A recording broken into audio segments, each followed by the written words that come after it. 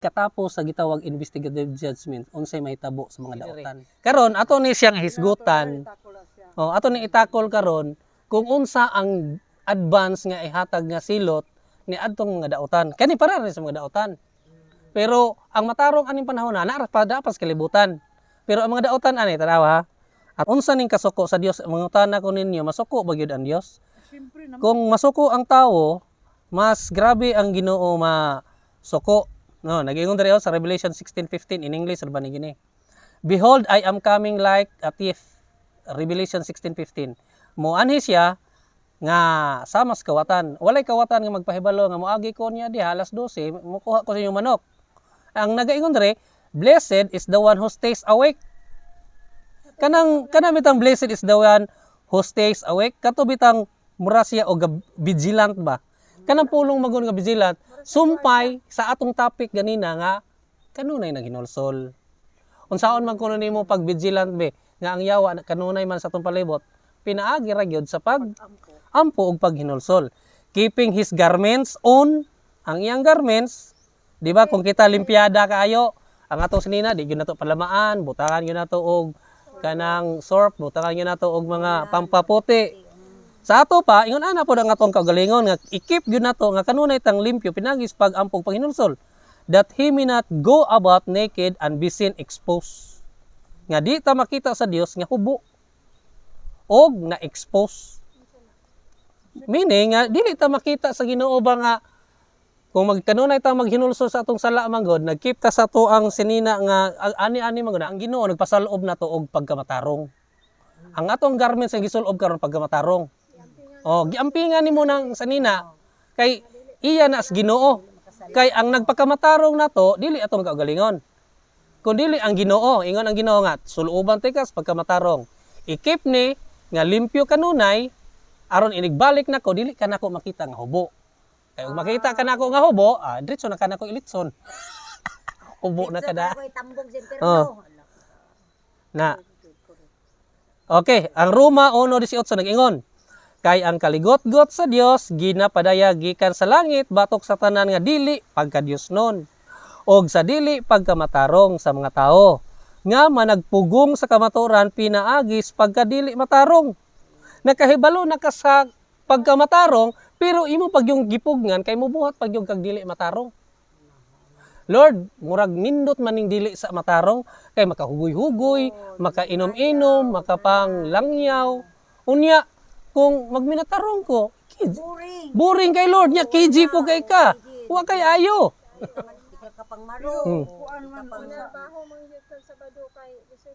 Kana kanang gitawag og manarbaho kag sa Sabado, on pleasure na. Ang imong giapas nga gusto kang mabuhi pero wa ka kabalo, kinsa naghatag sa imong kinabuhi. Na bagoy mga tao nga wa ka kaog sa adlaw namatay? Correct. Mag-fasting pa gani sila sir. Fasting, fast eating. Lagi Sabado, Domingo, Lunes magfasting, walay kaon. Nya, sunod. When Christ shall cease in his work as a mediator. Atong hisgutan ginano na mediator no dito sa most holy place, dito na siya karon nag-investigar siya when Christ shall cease kanang cease paghunong siyang trabaho as a mediator in man's behalf sa ato nga behalf, this is the time of trouble. Hinigawas niya sa most holy place magsugod ang gitawag og trouble. Okay, then paggawas niya unya moabot ang trouble, then the case of every soul kita kalagta nga may kinabuhi, ang atong mga kaso will have been decided and there will be no atoning blood to cleanse. Wala na magpakamatay, wala na mo limpyo pinagi sa atong sala. When Jesus leaves his position, kung siya mo biya sa iyahang gihimutangan karon as man's intercessor or mediator before God, the solemn announcement is made. Announcement, pamina mo sa announcement. Pinadayag 22:12. Inigawas niya. O niya, naka-decide na siya. Kini mga ngalan, naanag yun sa kamatayon. A solemn word nga isulti sa Ginoo. Naigon siya pinadayag sa 12:11. Ang dili matarong gihapon. Og ang mahugaw gihapon, ang matarong magpabilin nga matarong, ang balaan magpabilin nga balaan. Pinadayag 12:11. Wala na gyud mausab. Kung ikaw itambog ka nga dautan ka, wala na. Putol na ang masira na ang dili kaluwasan ba? Hindi na siya mausab pa. Paggawas ni sa Ginoo sa most holy place, close ang provision, sirado ng kaluwasan. Dayon mo decide na siya nga kining mga dautan na gyud mo. Kining mga matarong na mo. Unsa niya pag midget nga hinggawas naman siya sa most holy place. Dili na ma-change. Dili na siya moingon nga, uy nakalimot ko ni brother si Dinyo. Kumbaga, Mubalik dili sa kukadyot, wala na. Sir, dili nakakahangyo nga. Jesus, kuy-kuy ra guni ako ang dili nakakahangyo, pahangyo ako. Dili na. May naginamos kay makahangyo kag una. Ug nakulangan ka, Ana siya. wala na. Wala na second chance. Wala na. Wala na. Oh, unya ang announcement sa Ginoo, ang matarong magpadayon sa pagkamatarong, ug ang mahugaw magpadayon sa pagkamahugaw, ang balaan magpadayon sa pagkabalaan. Dili na ta og mahitabo bitaw ni nga mugawas ang Ginoo sa most holy place. Dili na gyud ka mabalaka pa nga Lord basig makasala ko, wala na. Iyan naman gi-declare nga tarong na gyud ka. Ikaw dautan gyud ka. Siguro atong may na sir, dili na magbuhat og dautan kay Ginoo na. Murag masirado nga wala na ka. Kay mingon man nga wala na ikasakit na atong matagamtamo. Di mo. Wala na, di na pamamay. Unya, napagyoy makalilisan kayo. Mahimong gubot ang kalibutan. Og ang espiritu sa Dios pagakuhaon sa kalibutan. Kana bitang i-withdraw na sa Ginoo, kana bitang iniggawas niya sa most holy place. Ang iyahang espiritu ris kalibutan nga maoy magbandar nato sa pagbuhat og maayo, iyan ang i-withdraw. Kaya nga naman, close naman kaluwasan, withdraw na niya. Ang mga tao, musamot na po sila kadautan. Pero naa sila'y maayo nga silot ba? Nindot ila. Uy, lain po siguro na nga world ang mga dautan. Dili po, dili. Mga maayo, Dili, paminaw. Kay Kuan ba? atong padayonon, aron nalibog si ate nga magkauban may tas mataro, magkauban tas dautan. Nagayon tayo, when Christ ceases his intercession, kung iyan ang tapuson ang iyang pagpataluwala in the sanctuary nga naas langit karon, the unmingled wrath threatened against those who worship the beast not to keep his commandments will be poured out. Meaning nga ang iyahang wa gyoy kanang grabing kasuko ba, wa gyoy kanang bitang pure gyud nga kasuko. Ngadto sa mga nagsimba sa mananap nga mapintas og wala gakip sa iyang kasuguan, iyang iyabo ang iyang kasuko ngadto nila. Adunay pito ka klase nga ang kapungot, dunay kapito ka klase nga adunay kapungot ang Ginoo nga iyang ibubo sa mga dautan. Pinadayag 16:1. Og nadungog ko ang tingog gikan sa templo nga nag-ingon sa pito ka manulunda. Umadto kamo og iyabo ninyo ang pito ka mga panaksan sa kapungot sa Dios.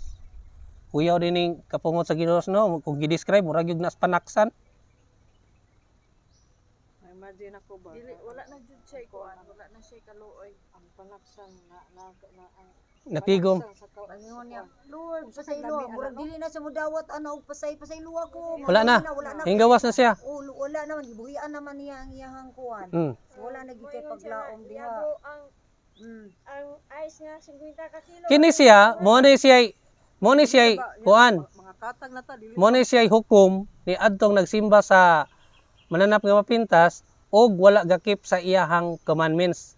Naa sila advance nga silot daan ba? Kay kaingon biyata nga mamatay ra man sila nagbalik sa Ginoo, sa di pa sila mamatay, tagaan sa sila ani pito. Una naging dre pinadayag 5:5. Ayaw paghilak ania karon ang leon sa banay ni Huda. Ang gamot ni David nga nagadaog sa pagbuklad sa basahon. Kanang buot ipasabot nga ayaw paghilak, kita dili ta maghilak. Kay ang leon, kanang leon mao si Jesus. Gikan sa banay ni Huda nga gikan sa gamot ni David nga nakadaog sa pagbuklad sa basahon. Katong basahon ba nga naa sa gihisgutan nato ganina. Karon inani. So the first angel went and poured out his bowl on earth katabit ang panaksan.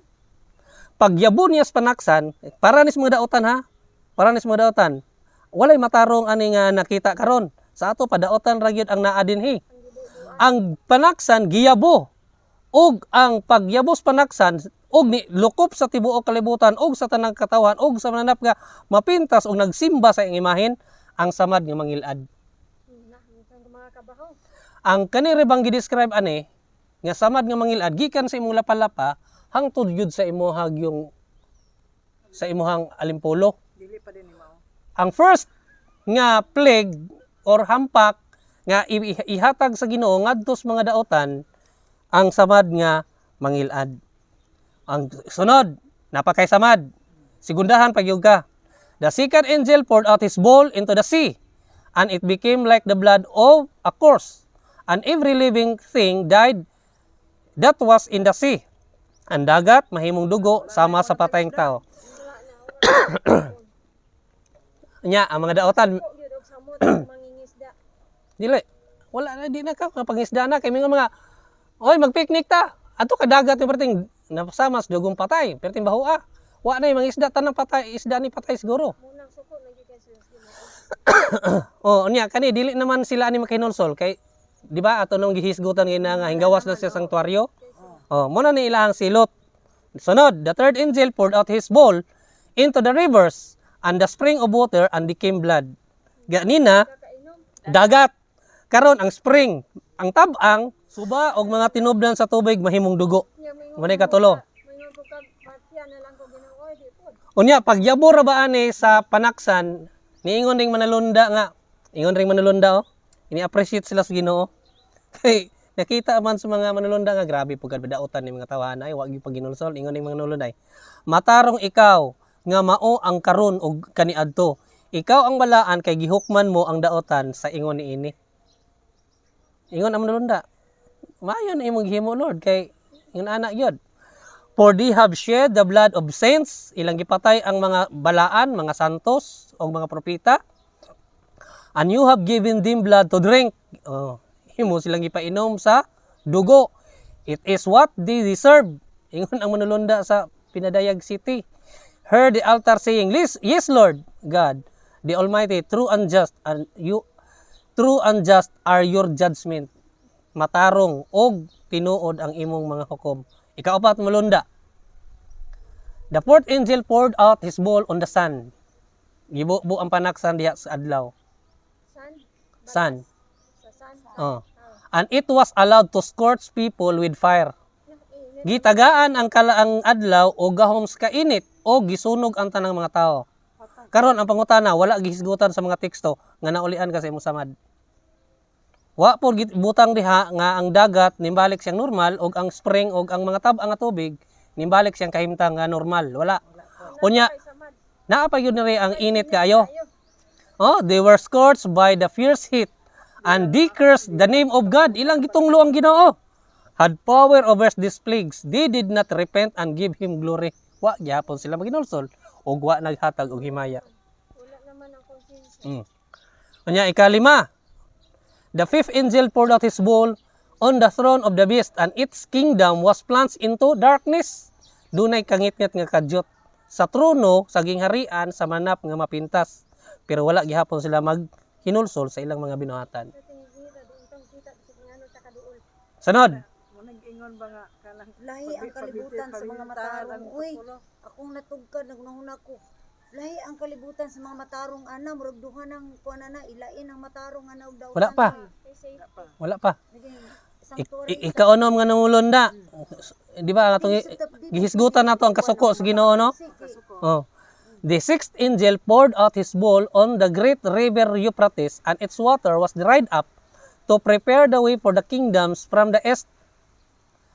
Meaning, ang ikaunom nga manulunda, iyahang gibubo ang iyahang panaksan o diha nahubas ang suba sa Euphrates nga maoy na agian sa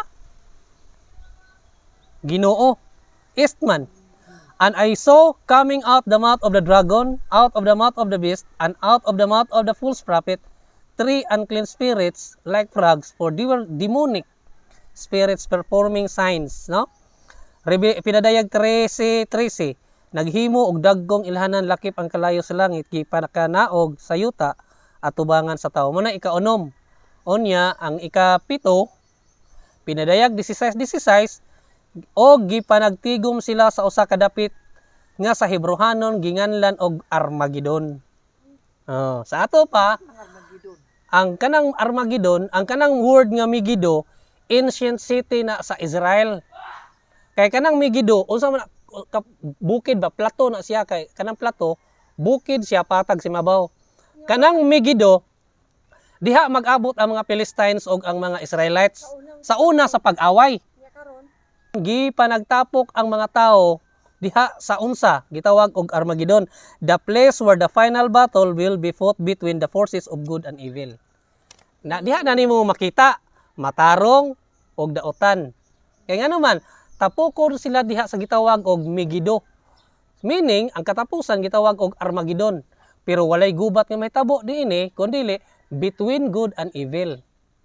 So, ang mga matarong atong panahon na sa panahon nga ang tubig mukuan mo dugo, ang matarong og sila'y mainom Dili dugo ang ilang mainom. Kung moadto sila sa dagat, normal nga dagat, og ang adlaw nila normal ang siga.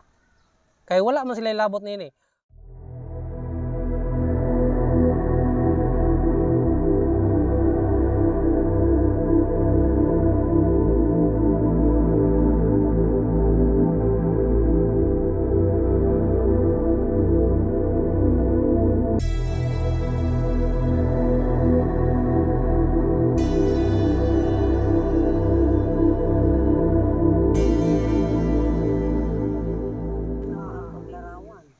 Kato gitapok na sila no. Mataraw data dito sa gitawag og Armageddon. Pero dili siya gubat nga physical kundi good and evil. Pero ang evil ani pildi na daan. Kay dito sa cross pildi naman siya sa Ginoo. The seventh angel poured out his bowl into the air. Yang giyabot sa kahanginan. And a loud voice came out of the temple from the throne saying, "It is done." Madungog at tingog, "It is done."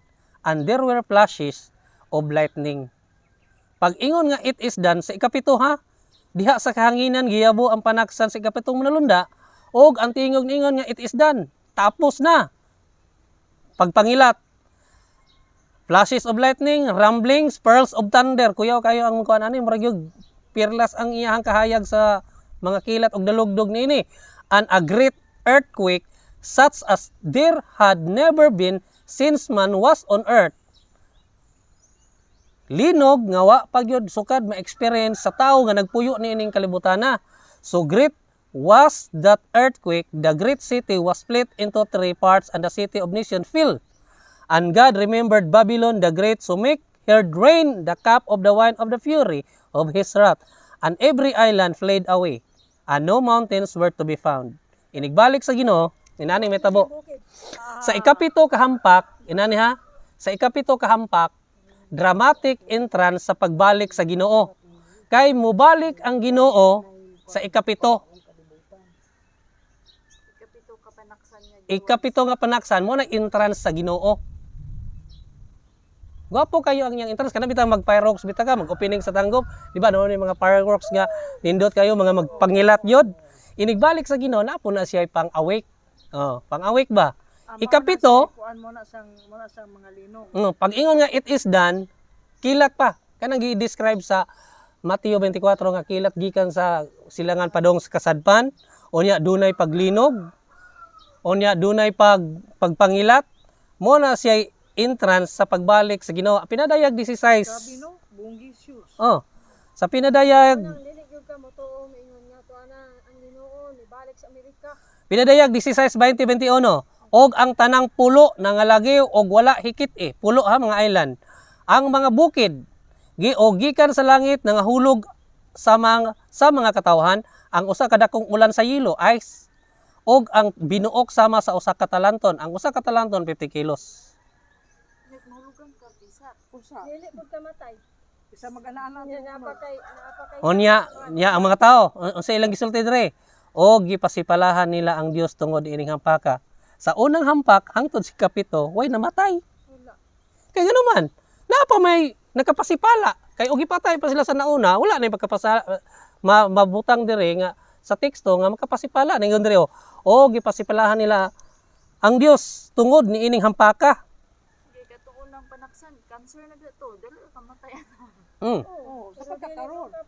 Unya inigbalik sa Ginoo dira kay maingon nga ang kilat magakilab gikan sa sidlakan og makita hangtod sa kasadpan, maingon man usab Unya niini ang pagbaabot sa anak sa tao. Mo to yang entrance. Mo to gitawag dramatic entrance. Ngayon dre. And I heard the angel in charge of the waters say, angel in charge of the waters say, just are you, O Holy One, who is and who was, for you brought this judgment. Maayo ang imong gihimo Ginoo. Kay deserve gyud ni alang sa mga mga daotan. 1 Thessalonians 4:16 to 17. Kay ang Ginoo gayod mao ang manaog unya gikan sa langit inubanan sa og singgit sa pagsugo og sa tawag sa punuan sa manumulunda og sa tingog sa trompeta sa Dios og unya ang mga nangamatay diha kang Kristo muuna pagpamangon og kita nga mga buhi pa nga nahibilin pagasakgawon ngadto sa mga panganod uban kanila sa pagsugat sa Ginoo diha sa kahanginan og sa ingon ini kita magapakigkauban sa Dios sa tanang panahon busa paglinipayay kamo ang usa sa usa pinaagi nining mga pulonga. Ikapitong hampak, entrance. Pag human sa linog ug human sa paghagbong sa mga ice, ang Ginoo mubalik siya. Pero dili siya motunod aning yutaa. Nara siya sa kahanginan. Ang katong mga matarong paggasaggaon sakay sa panganod. Katong nangamatay nga iya ni Kristo mga banhaw og sa usa lang ka kipat sa mga blink. Oh. Pag blink na to ana, kita tanan automatic ta nga mailisan. Mailisan adtong gagilak-gilak. Oh no, gagalak-galak. Kanta dagan. Mura-mura ang pugito nga 1 ta anak. Usa ta anak. dire katapusan. What is the purpose of these bowls katong mga panaksan? As we know from these 7 plagues are the last, for with them the wrath of God is finished. Dito ra kutob ang kasuko sa Ginoo. Kay katubit ang pagsunog niya sa impyerno dili naman na ingon nga masuko pa siya. Mo na siya mo na siya silot. Oh, mo na pagtapos yun sa sala. And so, these bowls represent the fullness of God's ultimate justice. Kaya naroon na dito nga kanang ang mga dautan gitong tunuban sa mga matarong. Unsa man ang mga dautan tunuban sa mga matarong. Wala. dili man. Kay kung maghisgot ta god og kanang advance god sa panahon sa kanang gitawag executive judgment.